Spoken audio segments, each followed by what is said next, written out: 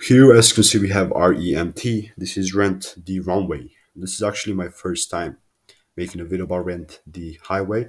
And until the end of the video, you're going to know exactly what I'm expecting the price, where I'm expecting the price to go from a technical standpoint of view. As always, before the source, nothing on the channel constitutes professional and or financial advice.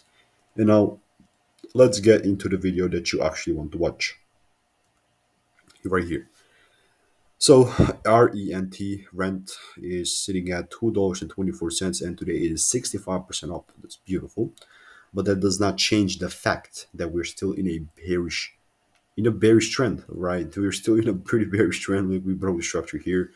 We have the supply area on the weekly. This is even the weekly time frame, right? This thing has huge weekly ranges. So I'm gonna have this. Then we go to the daily chart and see that my to be honest with you, my personal thought and opinion is that I'm still just looking for the lows to get cleared. Like either it's going to be something like this, or if we somehow continue to be bullish into the supply area, then from there on I'm still pretty bearish. So these are my thoughts and opinions for right now. Obviously, this is just my own thought and opinion. Have a